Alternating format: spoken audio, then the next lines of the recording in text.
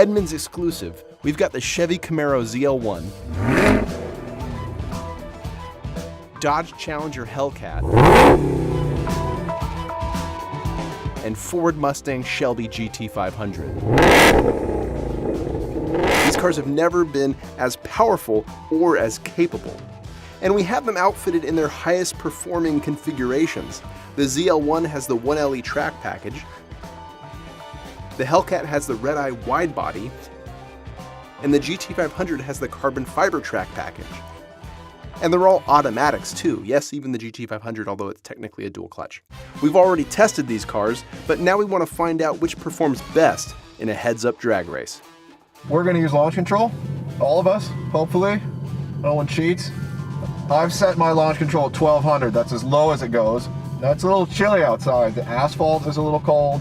Tires are a little cold. I think the ambient temperature is below 40 degrees. So doesn't look good for Carlos and those heat-sensitive tires. I would really like to beat Kurt in the Mustang. There is a launch control setup, which is really nice. It's not just like a set thing. So if I was on a really nice surface, I could set the RPM a lot higher, and then I could basically launch at full throttle. But because this surface is cold and absolutely not treated in any way to make it stickier, I'm gonna put the launch RPM at 1200. That's my plan. Let's see if it works. The biggest challenge with this car, especially today, is these tires. They're very temperature sensitive and it's very cold out. So I'm seeing 43 degrees on the dash. I'll just kind of put my faith in launch control, focus on keeping the wheels straight, and hopefully give Mr. GT500 over here some trouble. Our car's really fast. This car's really fast. Hopefully this car's a little faster. I'm surprisingly nervous. 5, 4, 3, 2, 1, go. Come on, buddy. Oh, wheel spin's gnarly. Get it! Get out of here!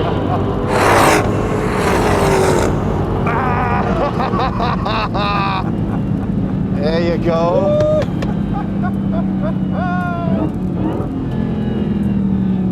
That went about as expected. First launch, cold tires. Everybody had trouble getting out of the hole. Everybody had trouble getting out. Yeah, it's unfair that Kurt is totally sleeping on the light and still gets to win. Maybe if I had a bigger engine, I'd go slower. Grip is already a problem when you have this kind of power and only 2 drive wheels, but ice-cold ambient temperatures made hooking up even more of a challenge. We took on the oh-so-difficult task of heating up the tires.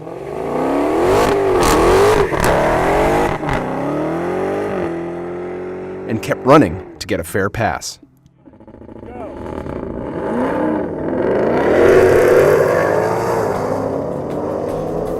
I'd be bummed if a car with 800 horsepower lost to a car with less than 800 horsepower. Oh, you barely have less, and you have like 600 pounds less. I also have a wing. Hey guys, I also have wings and canards and stickier tires, and I'm not winning. Yeah, but you have a lot less horsepower. Is it cool if I brag about being the least expensive car here? No matter how many times we ran, the result was always the same. Mustang wins, and undeniably so. 3, 2, 1, go. Oh, that's clean. Yeah, come on. No! Oh, that's not good. Good job, pony. Or snake? Do I call it pony or snake? Snony? Poke? I hate launch control. Stupid. I'll just call it first place. You guys, I think I need more NOS. Yes, testing acceleration on a street surface has some flaws, especially with cars this powerful. But the interesting thing is we actually replicated our test results that we got at our test track.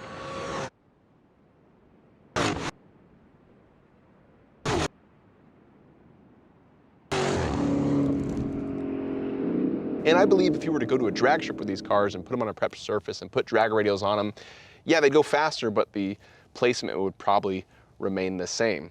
That said, how was the Challenger? Oh, are we doing like a what did I learn? because I learned I do not like losing. I don't like it at all. I am mad. I can tell. I am not having a good day. No, the Challenger is fun. Even when you're losing, the Challenger is fun. That supercharger whine and like how hard it hits when it shifts, it's pretty fantastic. But the robots just aren't smart enough yet. They just didn't do quite what I needed them to do. So I actually would get out of the hole pretty well. I think I might have treed you a couple of times, Kurt.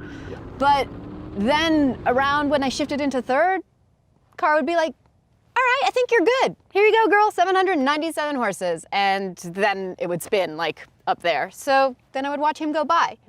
But honestly, I think even if I had stayed stuck, he would have passed me at the top. Like he was just pulling like crazy. That's the problem. You have the most power, but you got the heaviest car, and physics is physics, right?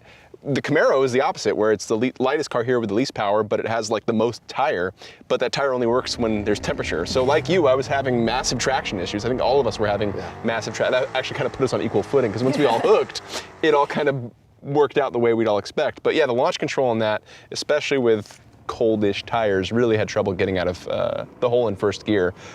Getting the launch was easy, anticipating the launch, timing was good. And then once it hooked up, it was just, okay, there's the red car going by and there's Kurt smiling. I can see it even through his freaking helmet. Oh, so annoying. Hate that guy. I just radiated winning. Actually, I was concerned about getting the car moving, because you can activate launch control, foot on the brake, foot on the throttle. You take your foot off the brake and there's a solid 1 count until the car moves. That's really frustrating. It should be instantaneous. I don't know why they put that in there, but it's in there. So I had to adjust my launch based on, you know, when he would say 1, and then I would let off and the car would sit. But yeah, I think we all had the same traction controls. When my car would shift into second, it would just slide a bit toward you as almost to wave at you. As you passed on by. Hooked up and left, yeah. You know why Ford put that little delay in there? Why? To give people time to start their Instagram videos. On that bombshell, GT500 wins this drag strip battle. And none of us like Kurt anymore. Too bad. Thanks for watching. Make sure to look for our next video where we compare these 3 cars and go into a lot more detail. Until then, hit subscribe and visit Edmunds.com to find your next perfect car.